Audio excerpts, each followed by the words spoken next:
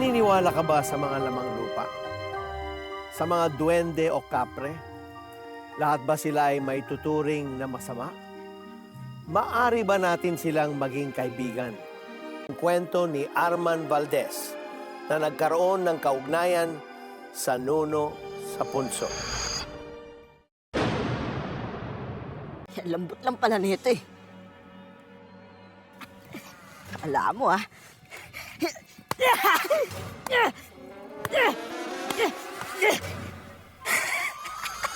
Ano?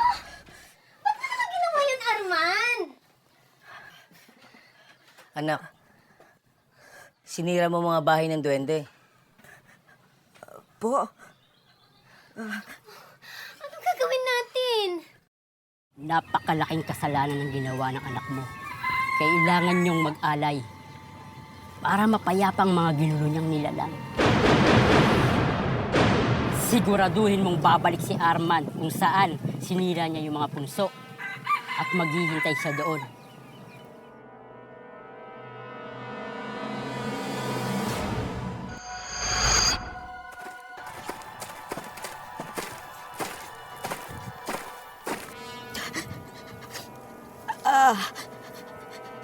pumunta ako dito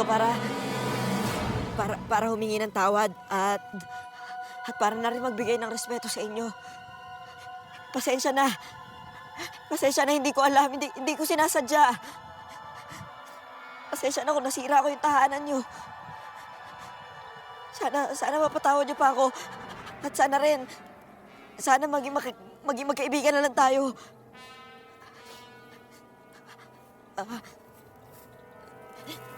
Pasensya na ulit.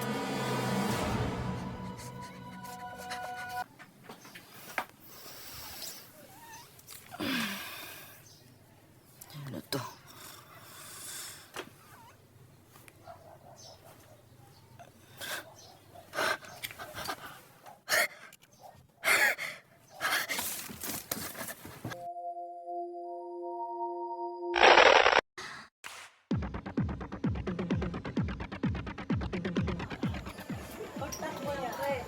May sira ulo dito eh.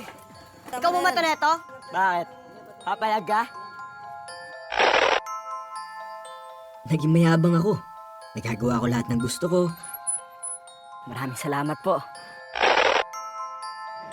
Nabibili ko lahat ng gusto ko. At mukhang okay lang sa kanila yun. Kasi naman, kahit nagsisimba kami linggo-linggo, hindi nauubos ang pera ko sa loob ng 2 taon.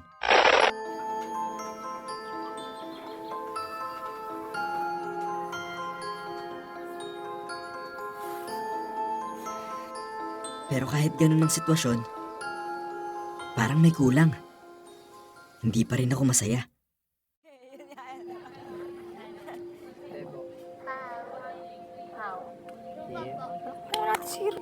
At least, di ba? Sino nakakalala sa inyo? Yung topic natin last week. Sige, volunteer na kita, Mau. Alam ko dyan, Hatol. Eh, Mau. Nakita kita kanina. Saan? Doon. Kasama mo yung mga kulto. Huwag kang magsasama doon. Mga satanista kaya yun. Baka kung ano yung ipasok dyan sa utak mo. Okay ka lang, kuya. Bible study group namin yun. Mababait yung mga yun. Kulto ka dyan. Baka mamaya, fraternity pa yun. Anong malay natin? Gusto mo mapadel? Gusto mo ba mapadel?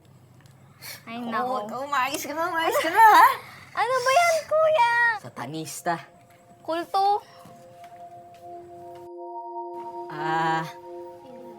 Excuse me po. Nandiyan po ba si Mau?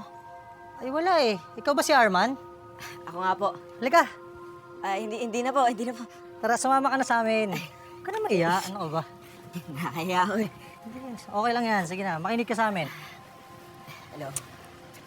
Okay guys, si Arman nga pala. So, magpakilala naman muna kayo. Jesus' name, Amen. Palakpakan naman natin si Lord. Oh, so pwede na tayo magkita-kita ulit next week ha. Same time, same place. Sige, tara. Kuya Boy, kasi tungkol dun sa sinasabi mo kanina. Ano yun? Kasi lagi naman ako nagsisimba. Tapos, wala naman akong bisyo. Tumutulong naman ako sa iba. Nililibre ko pa nga yung mga kaibigan ko eh. Naguguluhan lang ako. Paliwanag ko sa'yo. Umapo ka muna. Sige. Alam mo, Arman, lahat tayo nagkasala. Kahit ako. Di ba? Walang matino o walang matuwid sa atin. Kaya ni isa man, walang kayang iligtas ang kanilang mga sarili. Ito na lang isipin mo, Kahit gaano ka kabait, kahit gaano kadami yung pera mo, kahit gaano karami yung pag-aari mo, walang sino man na makakatumbas kay Kristo. Dahil siya lamang ang makapagbibigay sa'yo ng tunay na kaligayahan sa buhay. Diba? Lagi mo tatandaan, kaya siya namatay para sa kabayaran ng mga kasalanan natin. Diba? Kahit minsan hindi natin talagang maintindihan kung bakit niya ginagawa yun. Lagi mo lang din isipin na merong Diyos na handang magmahal sa atin. Ano pong dapat kong gawin? Halika. Pinarasal kita.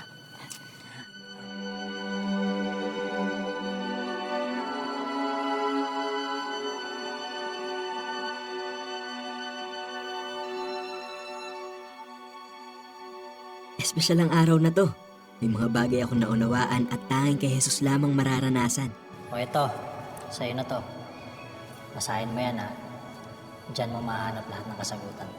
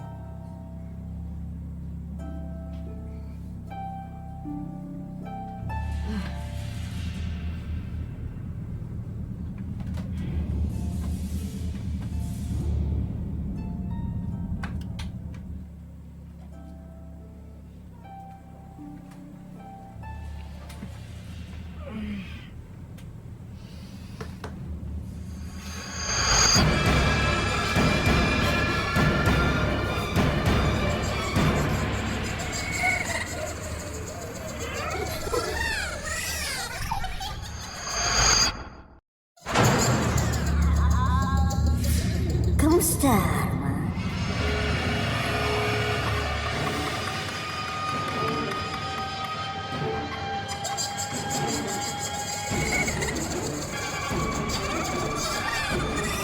Nag-bargain ka! Nag-bargain ka! Rider ka! Rider ka! Rider ka!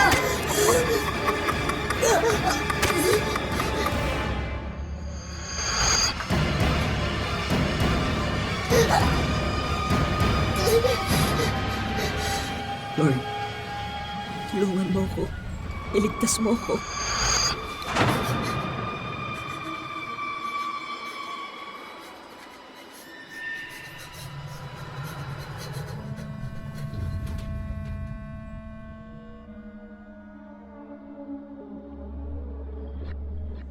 Simula ng gabing yun, Ano pa ba gusto nyo? naging sunod-sunod ng pag-atake nila. Hindi sila nakikita ng iba. Awa nyo na, tingilan nyo na ako! Ang mga pera sa ilalim ng kama ko, nawala. Gabi-gabi, pinipilit kong labanan ng antok sa takot na bumalik sila. Pero, gabi-gabi rin akong bigo. Tingilan nyo na ako! Ayoko na! Ayoko na! Parang awa nyo na, tingilan nyo na ako!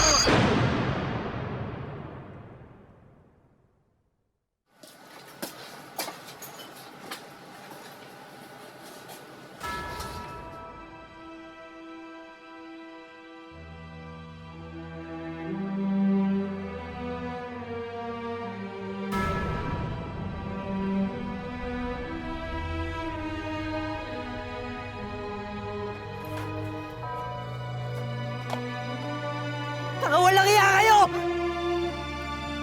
Bakit di nyo ako labanan na bata? niyo ko labanan ng patas!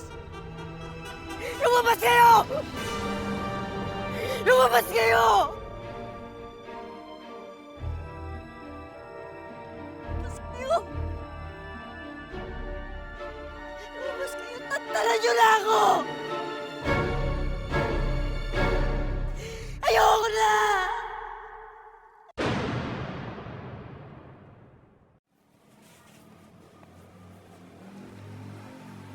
Kuya Boy! Kuya Boy! Arman, kamusta ka na? Ilang linggo na kitang di nakikita.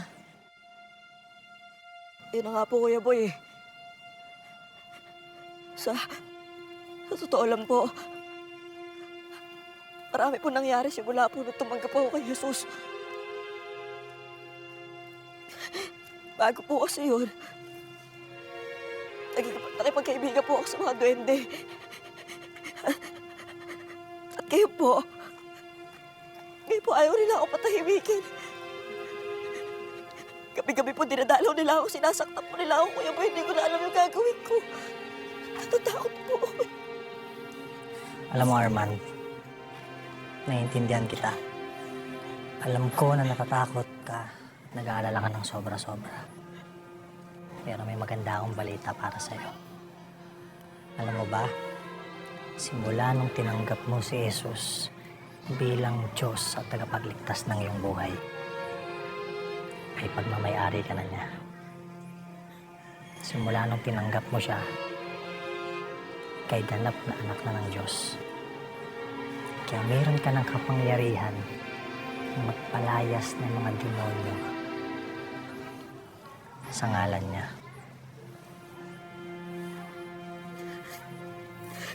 Salamat po, Kuya. Salamat po.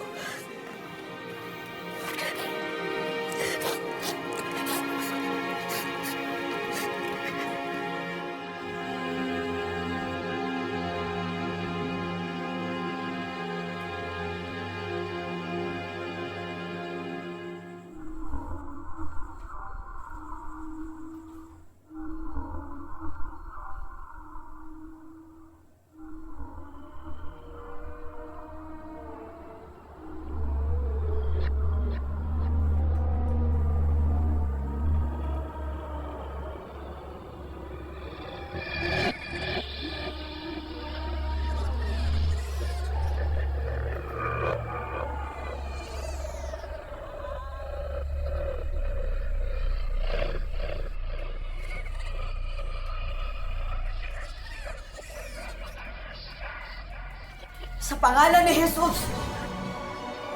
Pangalan ni Jesus, itinataboy ko kayo! Itinataboy ko kayo! Hindi niyo na ako pag-aari! At wala na kayong kapangyarihan sa akin! At kung ano man, ang kasunduang meron ako sa inyo ay pinuputol ko na! In Jesus' name, lumayas kayo! At huwag na kayong babalik pa! Lumayas kayo!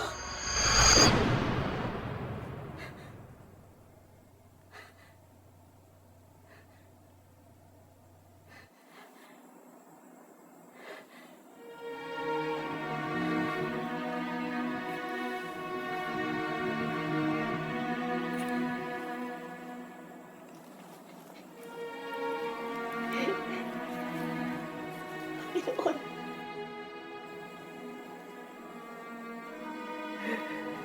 Panginoon. Patawarin niyo po ako sa aking mga nagawang kasalanan. Patawarin niyo po ako dahil nagkasala ako na makipagkaibigan ako sa kanila.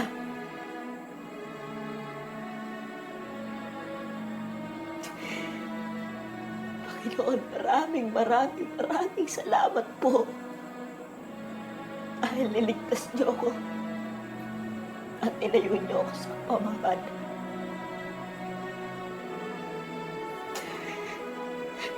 Maraming salamat po. Simula nun, hindi na sila bumalik at hindi ko na sila nakita. Tunay pala ang Diyos na pinaniniwalaan ko at tanging sa Kanya mararanasan ang kalayaang hinahanap.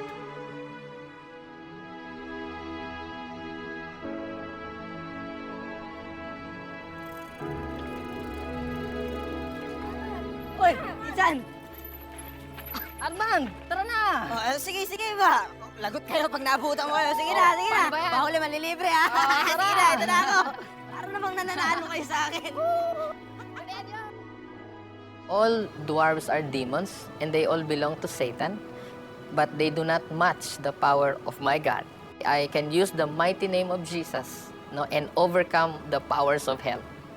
All of them.